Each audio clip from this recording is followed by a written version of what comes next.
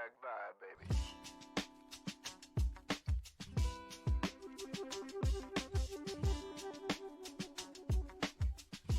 Welcome to the Cup of Joe Show, where we explore the journey of recovery from alcohol and drug addiction.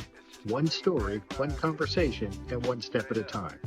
I'm your host, Joe, creating a safe space for honest discussions about the challenges and triumphs of addiction and alcoholism. In each episode, we'll hear inspiring stories and uncover tools that make healing possible. Sobriety is not a one-size-fits-all journey, and you don't have to face it alone. Recovery is possible, and it's worth it. Thank you for joining the Cup of Joe Show. Now let's get started.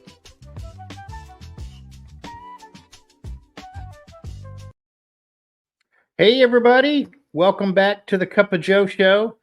I am really excited to talk to my guest today, Ryan B. Ryan has been walking the road of recovery since August 19th, 2011. Ryan's married to Jessica, who recently celebrated 15 years of sobriety. Definitely a recovery power couple. A proud dad and granddad. Ryan has a 32-year-old daughter, Mackenzie, 2 grandkids, Knox and JJ, and he and Jessica are raising their energetic toddler, Mason. His family includes a lovable 9-year-old pit bull, and he still carries the memory of Peanut, who passed away just 7 months ago. When he's not attending AA meetings weekly, sponsoring guys, or staying rooted in his faith community at Fellowship Middlebrook, you'll probably find Ryan in hot yoga, hiking in the Smokies, or cheering on his beloved Tennessee Vols. Professionally, Ryan owns Spry Strategies, specializing in hybrid polling, consulting, and market research. Whether it's in recovery, business, family, Ryan brings clarity, connection, and a whole lot of heart to everything he does. And I have to mention, because I mentioned it to Ryan before we started, that I knew Ryan early on. Ryan was sober before me, and he was one of the guys that I looked to who really gave me hope. So I'm really grateful to have him on the podcast today. Grab a cup of coffee, settle in, and let's get into it. How you doing, Ryan? I'm good, Joe. Thanks for the kind words in the intro, man. I appreciate that. And right back at you, man. I've got fond memories of the early days at the clubhouse for sure. Yeah, I grew up. I like to say I grew up in Park 40.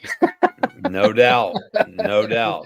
And Ryan was a steady force there for sure. So tell me, what was it like growing up, Ryan? Well, I think normally when I tell my AA story, one thing that is kind of a reoccurring theme that is my my inability to want to face life, I guess, like an opposition to reality from a very early age. I have really good memories of my early childhood, but one of the biggest memories, and I'd say traumatic, not so much now, but traumatic then, was my parents got a divorce, and I remember them coming to me, and I was throwing the football in the backyard, and they said they wanted to talk, and to this point, I don't recall any conversation with this type of weight to it, so. And they said they were getting divorced. And I understood. I mean, I was 8 years old, but I understood. I don't know how, but I understood exactly what that meant.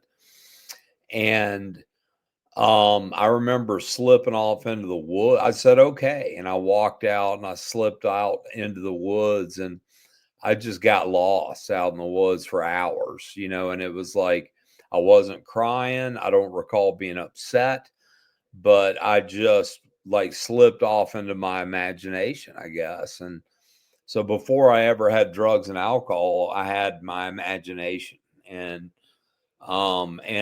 looking back on it, it's almost like I used that like a drug, honestly, from a very early age. We grew up in West Knoxville. It was a little neighborhood called Stonecrest. And back then, even though it was West Knoxville, Farragut, if you will, there were some bad elements, I remember, in the neighborhood. There was a bit of danger, some kids that were pretty rough, and it seemed like I always was somehow around them. And but wasn't scared. I wasn't scared of, the violence. I wasn't scared of perceived alcohol use, maybe drug use even back then.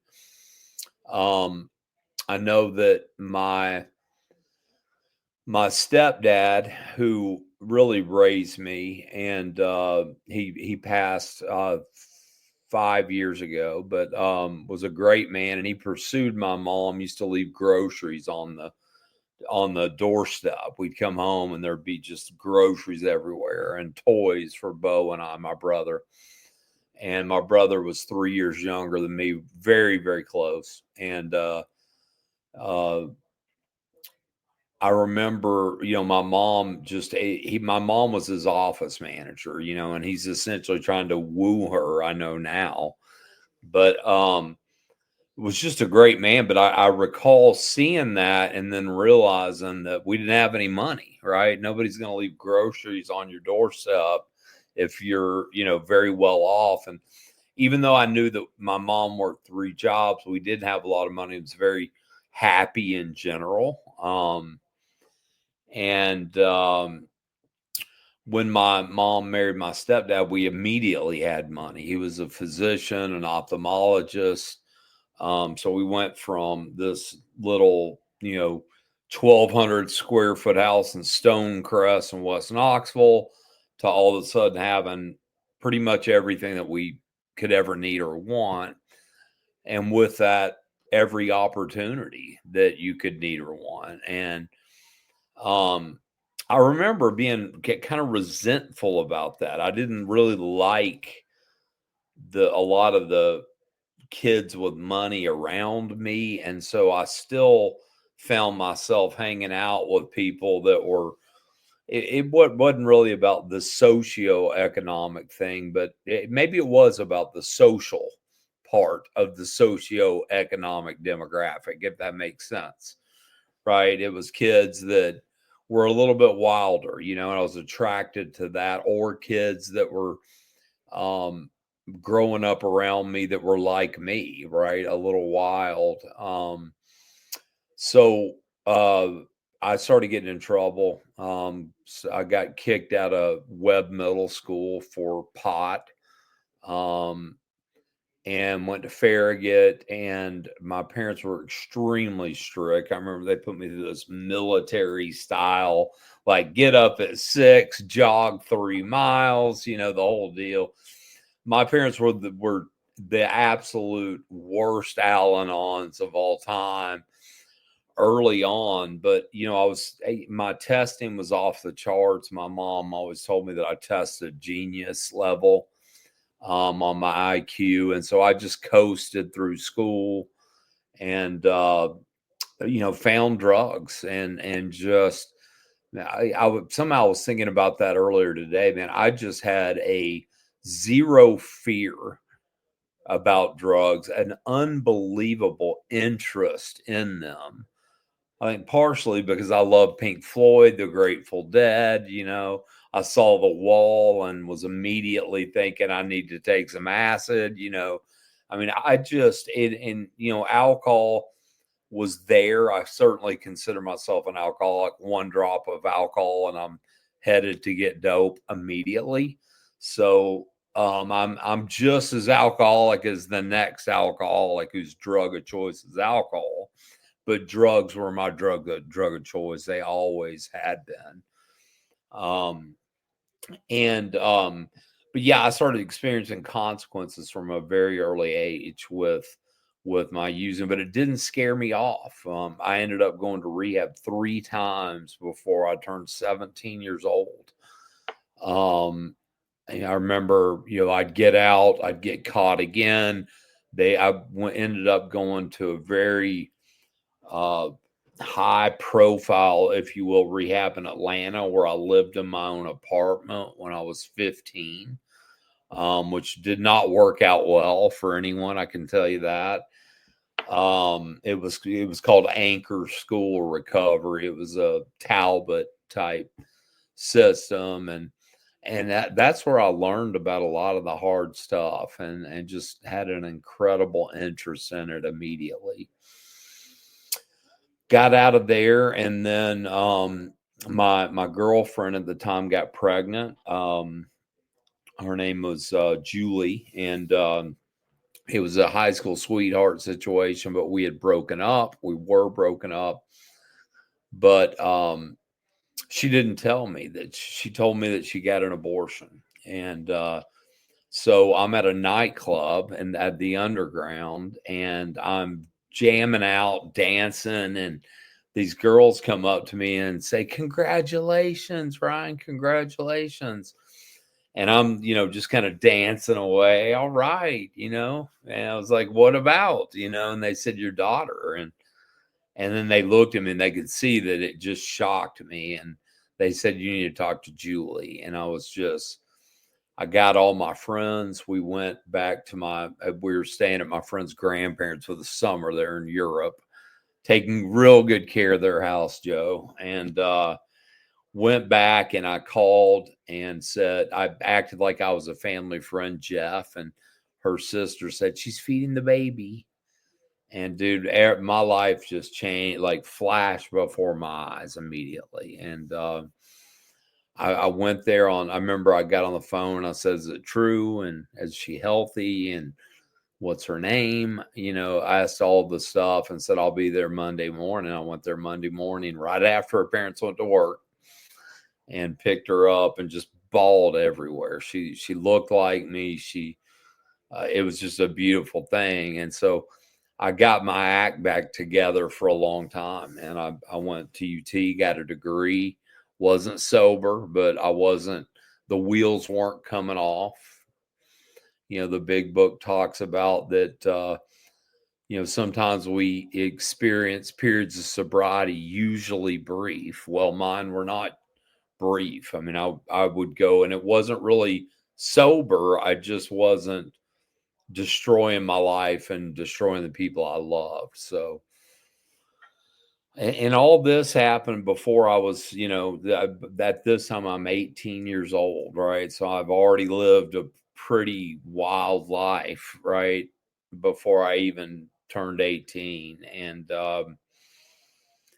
but that's kind of the youthful part of the story. And so and so life growing up, right, it was an adventure with self-imposed crises sprinkled in, I guess would be a good way to term it. So you get out of, you kind of slow down. You're not destroying or burning down the world or the people around you. What changed, Ron? I mean, whether, was there something that changed that caused the burning to start again? Yeah, I think one of the big things was, one, I found widespread panic. And that coincided with Mackenzie's mother getting remarried and her moving down to Miami. So she moved to Miami, and then I moved to Atlanta, and was plugged in with some very a lot of them ended up being very good friends for a long time, but they were wild.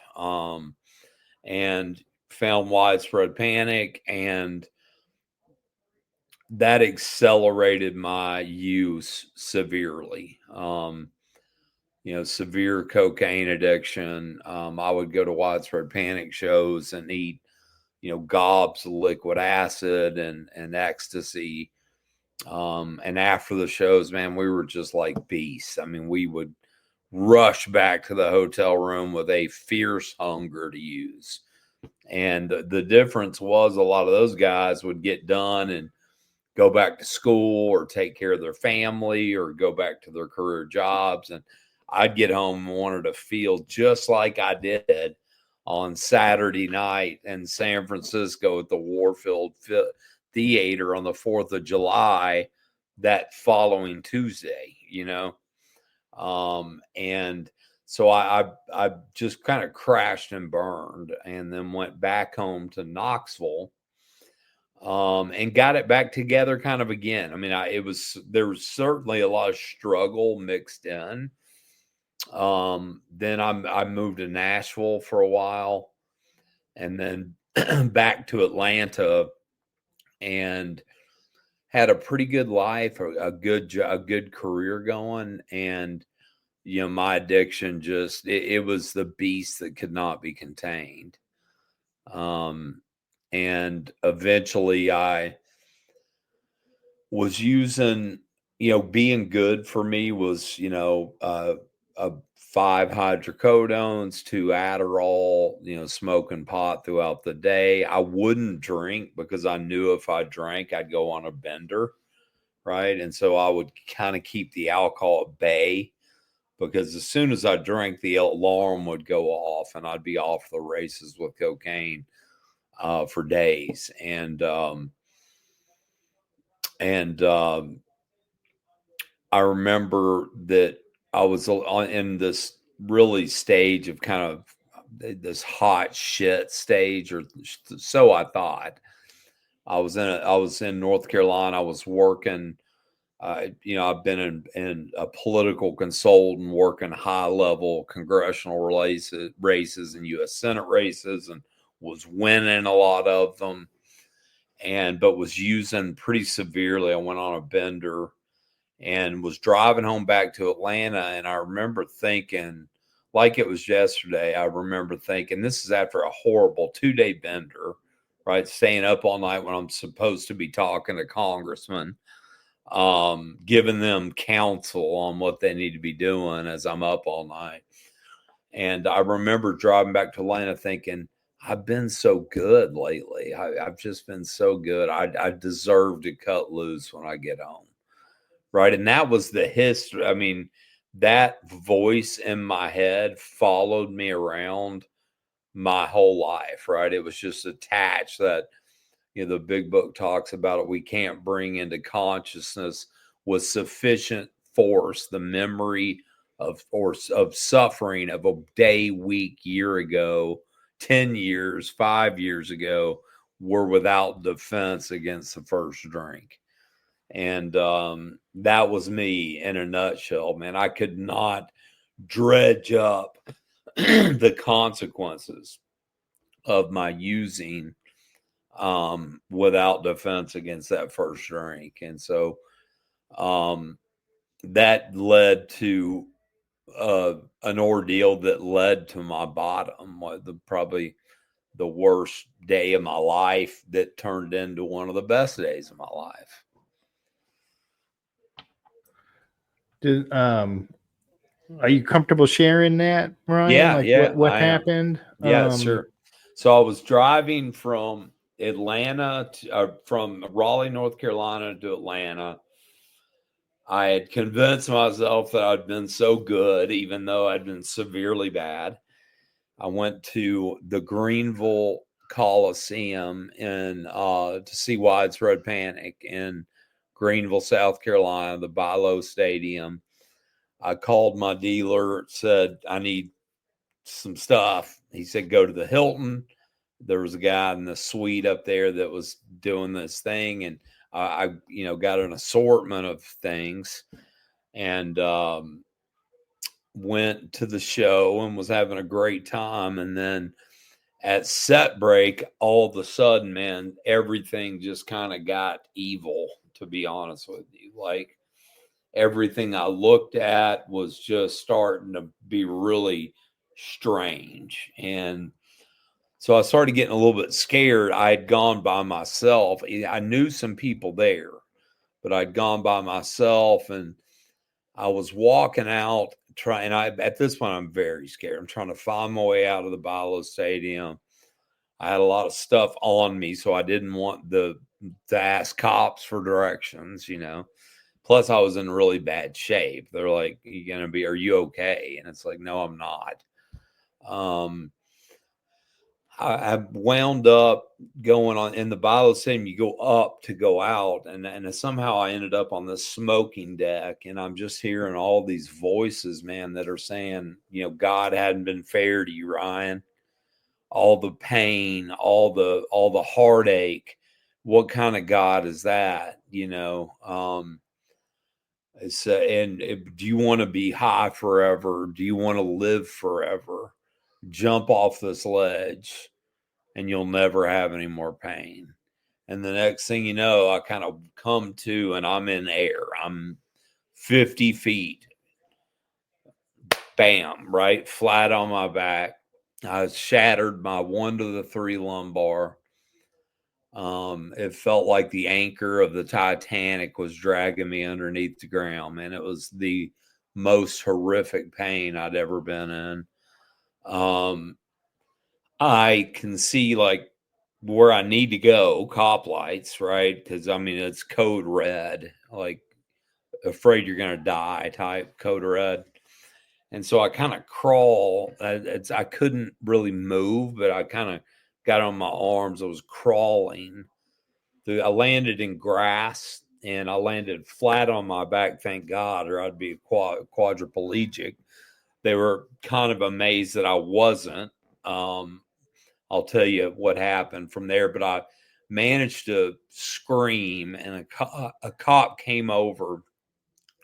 I'm throwing all my stuff out as I'm crawling like a snake on my belly, getting rid of all the stuff in my pockets. And his name was Officer Hawk. He came up and said, it was like, I need an ambulance, code red, emergency. And they put me in an ambulance, and I wake up like I'm in critical condition for 3 days, not even conscious.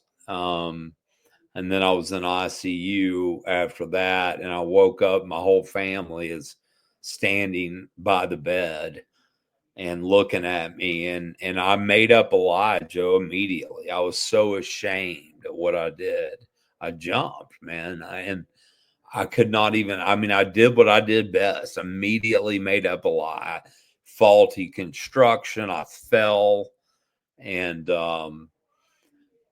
I remember being that, and everybody's looking at me. And I feel like that everybody's like, that just doesn't make sense, right? But they're not going to question me as I'm in a hospital bed. At this point, they're not sure how severe the injury is.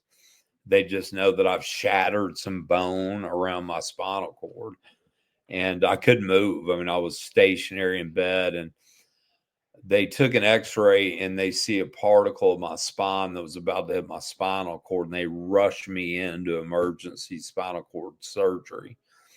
So I have spinal fusion, titanium in the 1 to 3 lumbar. But I remember going into that surgery and they shot me up full of fentanyl, and I have never felt so good in my life. I still have fond memories of that shot.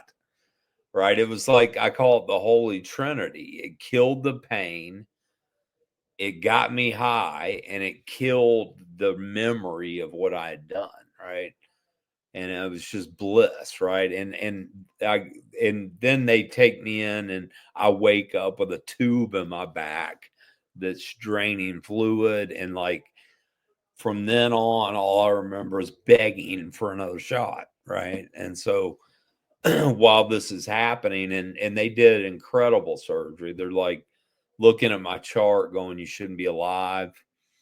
I can't believe, I knew when I landed that I was, for a split second when I came to and knew what I'd done, I was like, God, kill me, because I thought I'd wake up a quadriplegic for sure. And, how just courageless right there, quadriplegics. I know some that have made incredible strides with their lives, and I'm like, kill me, God, I don't want, the pain. And so they did amazing surgery. The doctor comes in, they're like, you're lucky essentially. And I'm like, no, God saved me. And I knew this as I'm lying to everybody about what happened, right? And I knew God saved me. And dude, I'm laying in that hospital going, I know in the back of me, like, this is trouble. Me getting out with a lifetime prescription of opiates is trouble, right? So I got out and I went to my aunt's to recover. And my Aunt Sherry's like a Mother Teresa Jean type woman. She fed me like bone broth and just vitamins and just nursed me back to health. They're managing my pain medicine, right? And then I have to go back to Atlanta, and for a couple of months I do all right with it, right? And then comes that day where it's just not enough. The next thing you know, I'm shooting heroin. I run out of the quote unquote medicine, as I called it, and ran into an old friend. Recovered, was walking 10 miles in 2 months a day to recover. Doing yoga, all kinds of stuff. My back's, yeah, it's still strong. I have the back of a 20-year-old and the hips of a 90-year-old. So they doing great, Joe.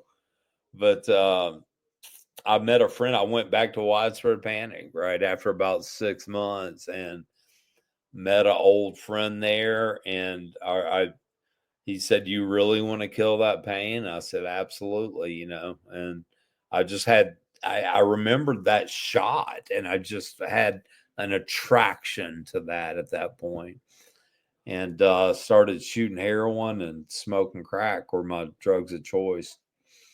And in 2 years, man, it was absolute hell. I was making $150,000 a year scraping quarters at the end of the month. Destroyed every relationship that I had. Broke my ankle from falling out from basically passing out from too much opiates, and just landed on my ankle. I mean, it was just one, like, I had always prided myself on no physical complications. And the next thing you know, I've got, spinal fusion, a broken ankle that didn't heal back right, scratches all over my face. My arms aren't looking great. And my daughter, one day, my daughter's mom called and said, "Do you want to come home?" She just had this intuition that things weren't well, and my heart that day was like, yeah, I do want to come home. And I went home and didn't quite get sober right away. Of course, that led me to working being a liar, cheating, a thief in AA for a couple of months, destroying everybody's hopes that I was sober, doing well. Till one day, I'll go ahead and tell you this one too, because it's kind of the defining moment. I started wanting to get sober, started getting scared, like, this is getting out of control again, and this isn't right. My daughter is back in my life, and she says, "Dad, you look horrible," and I go to a hotel. I'm on my way to an 8:00 meeting, and I'm praying to God to get me to the meeting because I really wanted to use, but for one reason or the other, I didn't think I wanted to. And I ran into this guy, this dude in a hoopty. He looked at me and I looked at him, and it was fate. And I said, "What do you got?" And he said, "What do you need?" And I said, "I'll take this, that, and the other," And that led me into a hotel for 4 or 5 days, a horrible bender. And I was so paranoid. I was looking out the peephole every 30 minutes, and I look out one day and there's a cop there, and I say, I kind of open the door, and he opens it quite a bit more and says, "Ryan, I know what that shit is. I know what you're doing. I'm not here to arrest you. Somebody wants to make sure you're alive." And he pulled the door, and my daughters there. And she put her I had a bottle of vodka, I had stuff all over the table. I looked like a piece of shit, is what I looked like, just pouring sweat. She put her finger in my sternum, and I said, I hope this is an R-rated show, by the way, Joe, because she said, I don't want to see you till you're 10 motherfucking years sober, you piece of shit. What the fuck is wrong with you, Dad? This is sick. This is absolutely sick. And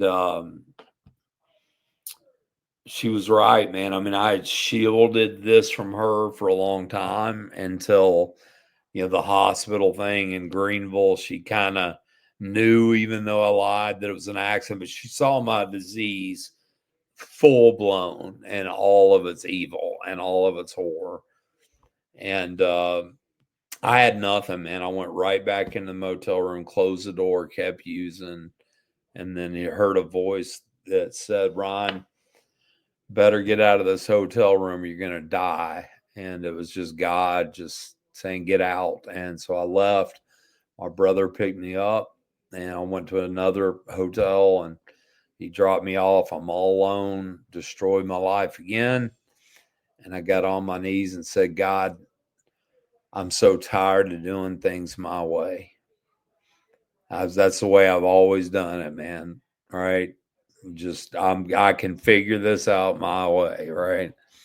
I said, I'm tired. I'm ready to do it your way, God. And to me, that was steps 1, 2, and 3 on the floor of that motel on my knees. And I had a glimmer of hope, man. And I knew, I had enough exposure to AA to where, hold on one second. Sorry. I'd had enough exposure to AA that I knew, right? The attraction, not promotion, over the years rubbed off on me. And but I'd never given it a shot. I'd never once given it a shot. I'd just gotten all my shit back, got a job, got a girl, and was doing my thing again. And this time was different, man.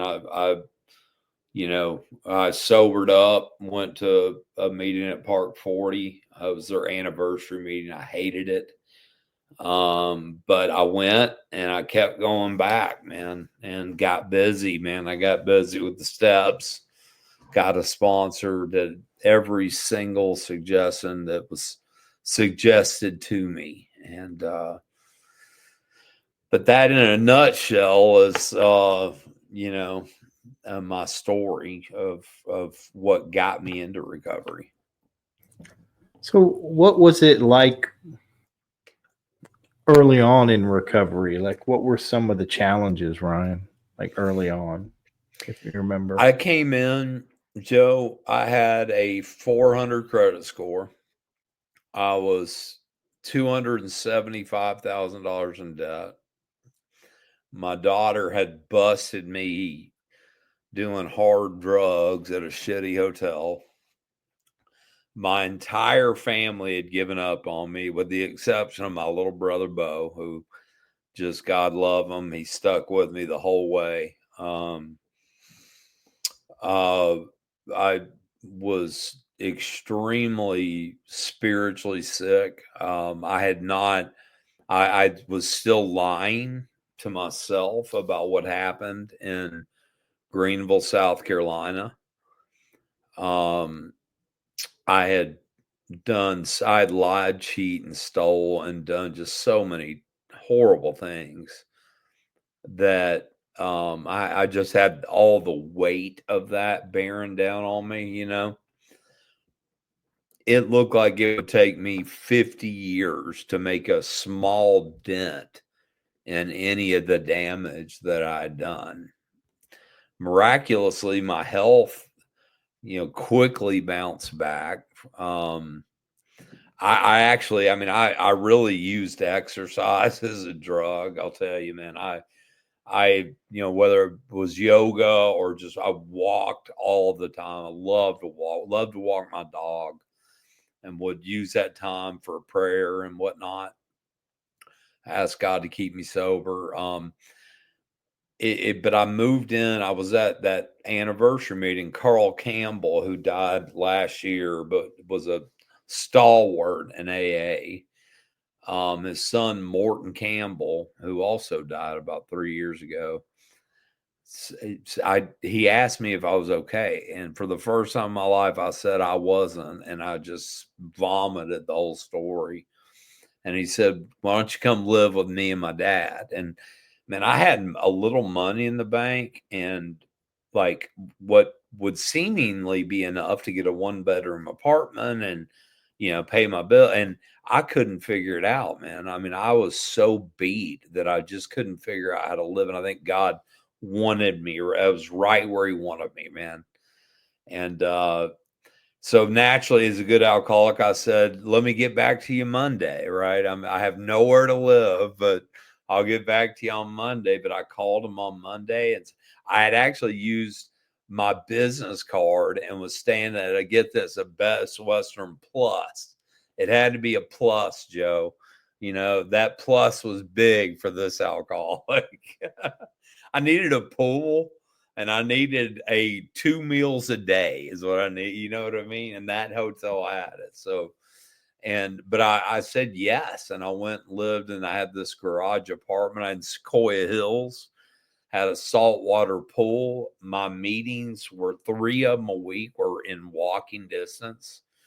God rolled out the red carpet for me, even though I had destroyed my life.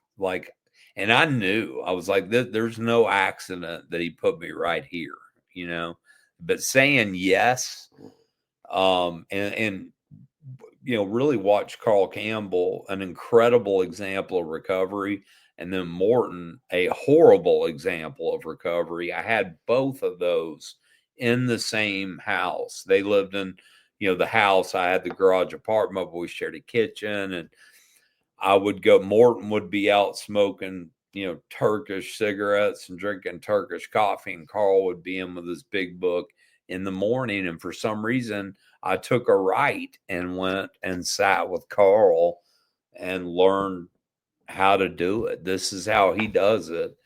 This is what I need. I'm going to do it, and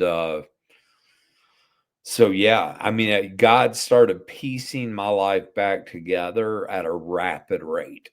That there's some magic in the program with that is not talked about. You've got this agnostic streak running through AA, when the reality of it is that God magically pieces our life back together for us when we don't have the ability to do it, right? And that's through steps 4, 5, 6, 7, 8, and 9. And, I had the IRS was after me, and I paid. The financial amends for me were huge, man, because to have the kind of life I have now, which is beyond my wildest dreams, I had to pay people back. I had to pay institutions back. I remember sitting and pulling my credit report one day when I was about 2 years sober. I was like, all right, I'm getting busy on this now. And I had made some personal ones, but the printer would not shut up. It was spitting paper out that had, you owe this, you owe that. I was begging it to stop. And, but it was, a stack of paper, and I started going through it. I called and negotiated with every single one of them. I got $50 now, I know I owe you 1,500, but I got $50, Some people took it, and when they did, I didn't feel the slightest bit bad about settling with Verizon Wireless. You know what I mean? But that was really important for me to do that in order for God to say, okay, now I trust you with a bigger life. You know what I mean? Yeah. No, that's what how did you begin to build or rebuild the trust with your family? How did those pieces come back together? Well, my daughter did not talk to me at all until on my 1-year birthday. Man, she called me when I picked up my 1-year coin and said, "Dad, I'm proud of you." She knew. Like, she was obviously keeping some tabs, you know what I mean? And it was hard for me, man, because at 6 months I wanted to call her, at 9 months I wanted to call her, and it I had some really great women in the program that were like, "You need to it's on her terms at this point," you know. One big thing for me, Joe, was, being a man of action with my family. But, I had broken so much trust that it took a long time, years, for my family to trust me again. And I mean, I even think at 3 and 4 years sober, they still had those moments of like looking at me with a little more discernment, And but God, to me, God is the one that repairs those relationships as long as I'm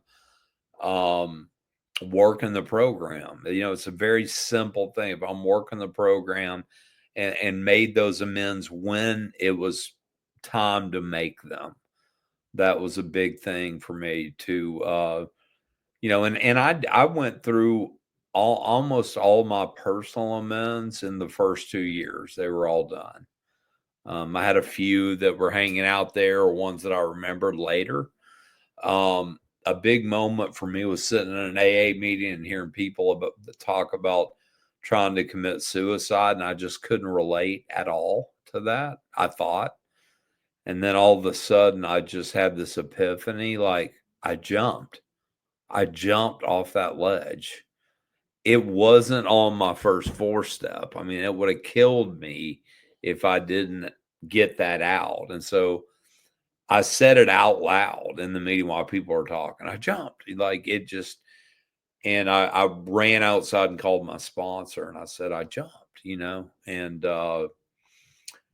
that was a huge moment for me to acknowledge that what really happened there. And I had a few of those early in sobriety that they weren't on my first or second 5th steps, and then something jarred it loose in an AA meeting, and I realized like that would have killed me. Like I would have drank again without a doubt at some point if that wouldn't have come out. I think that speaks to, Ryan, to the importance of working the whole program. You never know where. I know, and I think you believe the same as I do. I hear God's voice in the rooms through the people. That's where God talks to me, and and so it's so important, to go to meetings, to talk to people, to have fellowship, to pray and work the steps, and be of service, because you never know where you're going to have that next God moment. That's right. So, what are some of the best things that have happened to you in sobriety? Well, my relationship with my daughter is incredible. She has our relationship. I've learned, Joe, that she is exactly like me. And I've also learned that, a lot of the good qualities that I gave her, she has told me that right, Dad, you were not a bad dad I can remember many periods. I had this, I was a horrible dad, an addict. And she's like, I remember very long periods of stability and love. But our relationship is incredible. And, she is exactly like me. It's just crazy. Thank God she's not an addict, right? But she is. I think I scared it right out of her. But our relationship is amazing. She works for me. I made her my vice president. She's incredible at what we do. I watched her make real money last year, and I made real money too, but it was much more satisfying to watch that for her than for me. The whole thing with Jessica, right? I well into sobriety, my relationships were still crap. I mean, I was not fit to be out of myself enough for a woman for a long time, right? And here comes Jessica, whom I thought I hated, and she thought she hated me right back, right? And it was that contempt prior to investigation, man. And I just remember going back, we were kept getting like not matched up, but we ended up at places and we ended up talking, and I'm like, I remember we were after a meeting, went to taste a Thai with some other folks, and I'm on my way home, and I remember thinking, do I like her? Oh my God, I think I might like her, and she was thinking the same thing on the exact same time. And then I remember on our first date, I'm looking at her, dude, and I'm just like, who is this person? Like, I'd had no idea. Like, God removed the scales of contempt prior to investigation from my eyes, and a woman that I had never met, but I had been in the rooms with for 8 years, right? Or 7 years. And so that my marriage to her is really incredible. It took a while, right? But our marriage right now, it's always been on solid ground, but it's never been on more solid ground. And we both have our individual programs, right? Even though I think I know it's right for her almost all the time, and vice versa. I know how it works, The smart thing is I just don't say it all the time, I have an incredible business. My business is very healthy. I started my own business in 2018.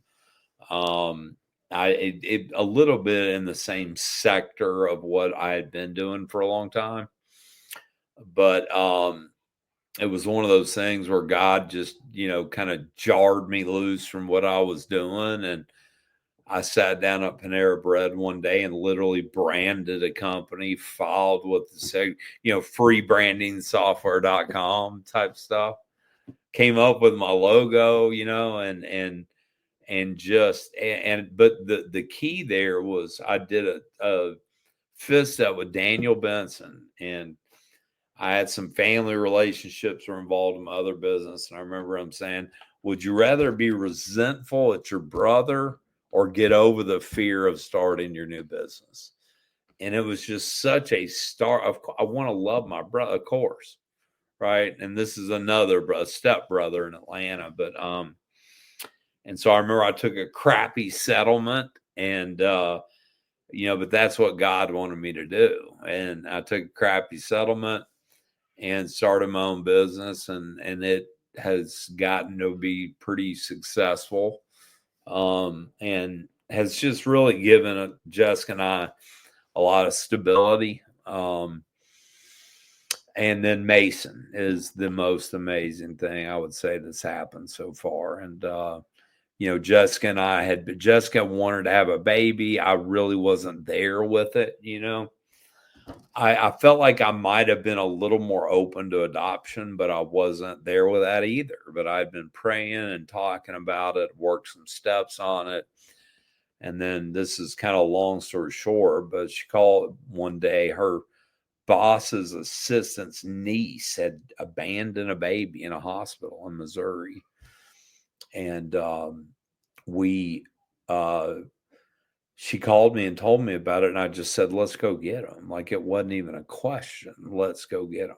And he's an incredible joy. He's an incredibly healthy kid. I'm so much of a better parent this time around, man. I feel my age quite a bit more chasing a toddler all around, He's a tank, man. He's strong as an ox. He's going to be huge. But watching Jessica be a mom and how she's incredible. And also, raising. So I've got my 2 grandkids, and Mackenzie and I are all the time on the phone talking about advice with how to raise kids.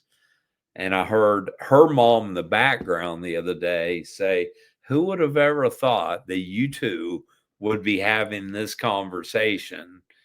And like, you couldn't dream it up, man. And it's all because of God and AA. I mean, there's no question with me that it's God. And her belief in God was strengthened by watching what happened with me, which is another huge thing in my recovery. It's amazing. Is what would you say to someone who maybe is listening out there, Ryan, who's feeling hopeless, and not sure what to do? Yeah, absolutely. And I mean, I think that, one, there is no addict out there who likes to use drugs more than I do. None, zero. Um, you'd be hard pressed to find somebody as physically, mentally, and spiritually ill that I was who had more horrible financial consequences bearing down, had nothing, no hope, no family. Nobody believed me. Nobody trusted me. I had, a broken back, broken leg. And I think the simplicity of the surrender of, I'm tired of trying to do it my way. I'm ready to do it your way. And then taking that action will work every time for anybody who tries it. It doesn't matter how far down you're gone. And I've worked with some of those people, and I have some people in my life right now that are seemingly hopeless. Right, that's the key word, seemingly hopeless. I do think there's a point where you get so sick that you could have a hard time with that. That they say that some people are mentally ill. Even those people recover if they have the capacity to be honest. It doesn't even say you have to be honest, just have the capacity. And dude, I can tell you, I only had the capacity to be honest I was still a liar and a cheat and a thief at 8 months sober, right? My behaviors were terrible, right? And I've dealt with character defects that have sprung up for terrible behaviors. I'm still an addict, man. You should see Jessica and I's supplement cabinet. Like, we've got $10,000 worth of fucking supplements to make us feel better down in you know what I mean? Love my caffeine, and I love it. Yes, I am addicted to caffeine, and I love every second of it. Um, but quit smoking, quit vaping, quit. Now I'm, chewing nicotine gum like it's going out of sight. I expect to be doing it forever. I have no qualms with that. But yeah, I mean, the program is, I love the God does not make too hard of terms for those who seek him. Right. And that is, I've never met anybody, Joe, including yourself, that it doesn't matter how sick we were, if we seek God through the program, it's not failed once that I've seen. And it's the only thing that works for guys like me. That's what I know. I tried everything under the sun, not to quit, to control. It wasn't about quitting for me, and it was about controlling. And this was the only thing that ever brought any semblance of manageability into my life. Well, you've got a hell of a life, and Thanks, man. I'm so glad. I'm so grateful to you, Ryan, for sharing. Is Yeah, there man. anything that we haven't covered that you'd like to share?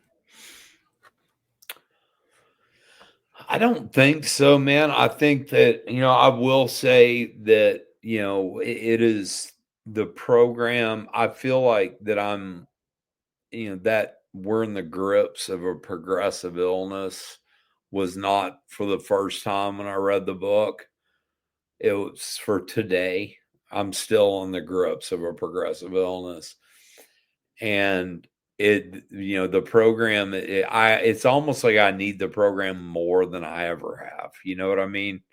I mean, once you got over the code red sickness, like I just need AA so bad. And so my addiction is live and well. And I mean, I'm just so grateful that I still want the program, right? I've seen so many guys that wake up one day and they're like, F these people.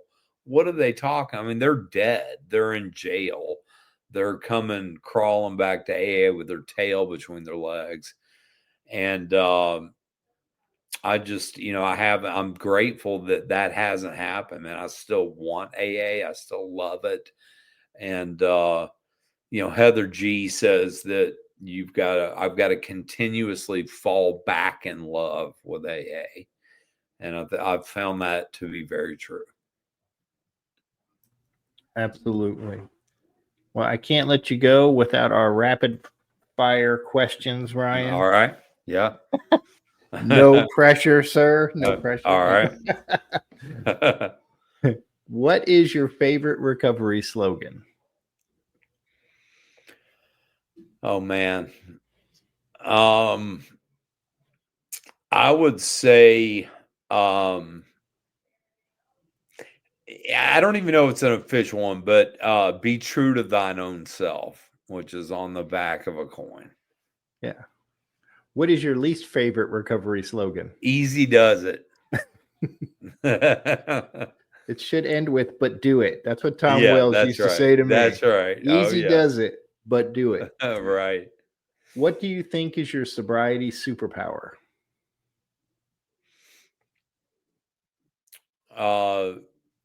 Being able to work the steps with a newcomer.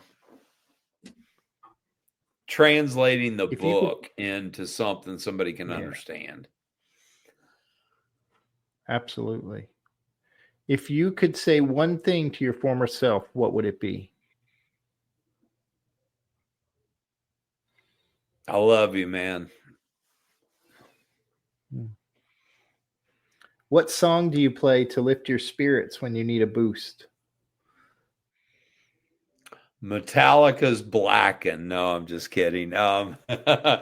Eric B. and Rakim's Paid in Full. Ooh, nice. If you could grant yourself one wish to help with your recovery, what would it be?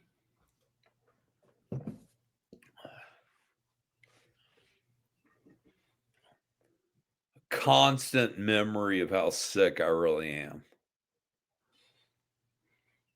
Without beating myself over the head on it. Sorry. Without beating myself That's okay. About it. You know what I mean?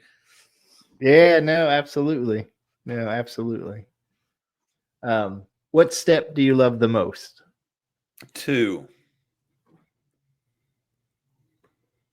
What step do you love the least? 10.